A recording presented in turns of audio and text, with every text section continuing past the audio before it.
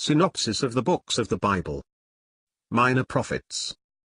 By JND Darby. Zechariah. Chapter 3. The High Priest and the New Garments wrought of God, sins removed. But in order that Jerusalem, the center of God's dealings in Israel, should be thus re-established in blessing, something more than the mere exercise of God's power was necessary. The people were guilty and polluted. How could they be brought into the presence of God, and clothed with glory, in such a condition? Nevertheless, they must be there in order to be blessed. Moreover, this is the history of every sinner. It is this question, so important, so essential, that is solved in Zechariah 3. Joshua, the high priest, who represents the people, it is not a question here of interceding, but of answering for them, stands before the presence of Jehovah, before the angel of his presence, that is to say, before God as he manifested himself in Israel since the departure from Horeb. Satan, the adversary to the blessing of God's people, stands there to resist him. How is this to be answered? Joshua could not do it. He was clothed in filthy garments. It is Jehovah himself who, unknown to them, undertakes the cause of his people, as he did in the case of Balaam, and employs divine authority against their adversary. Jehovah had chosen Jerusalem, had plucked the people as a brand out of the fire, and Satan desired to cast them into it again. The will of Jehovah was to save them, all guilty and polluted as they were. Nevertheless, the defilement existed and was unbearable to God. But God was acting in grace, and thus acting, since he must needs remove the sin from before his eyes, for this very reason, that it is unbearable to him, he puts away the sin and not the sinner. He makes sin to cease from before him. He takes it away, and, clothing Joshua with new garments wrought of God, and according to his perfection, makes him a priest before him. This will be the position of Israel in righteousness, and in service before God, a nation of priests, clothed in the righteousness which their God has given them. We anticipate them in this in a higher and heavenly way. Joshua as a type of Christ, the foundation stone. Verse 7 puts Joshua, as the representative of the people, under responsibility for the time being. If faithful, he should have a place in the presence of Jehovah of hosts.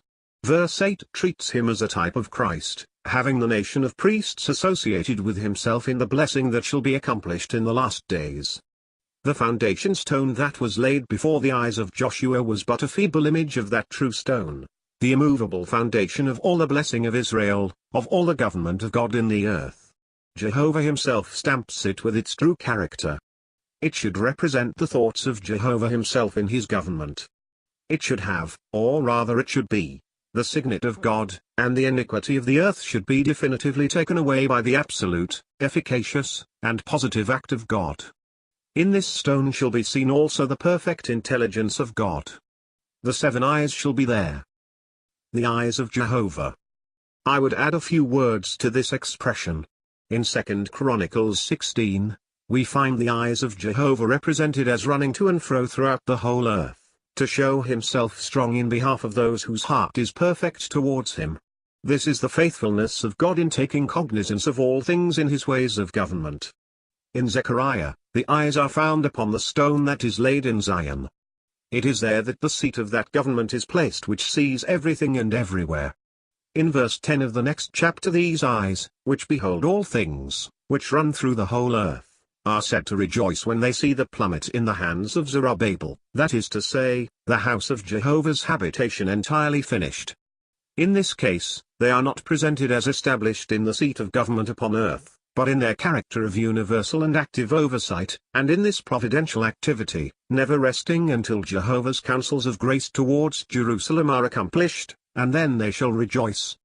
The active intelligence of providence finds its full delight there in the accomplishment of the unchangeable purpose of the will of God. Finally, these eyes are again seen in Revelation 5, in the Lamb exalted to the right hand of God, who is about to take possession of his inheritance of the earth.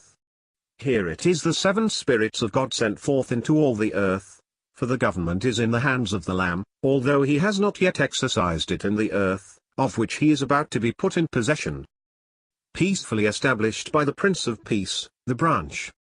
I return to our chapter.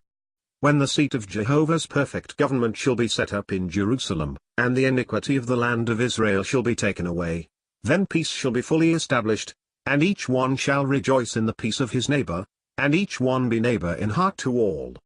It is the Prince of Peace who reigns there. All this hangs upon the introduction of Christ the branch. Here he is not presented as king. It is his person which is introduced, and the effect of his intervention. Observe that the word does not say that iniquity is taken away, until the effect of the work of Christ is applied by faith in him, a faith which, with respect to Israel, depends on sight.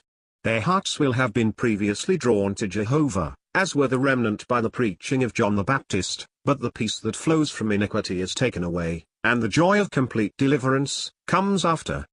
They will then sing, "Unto us a son is born,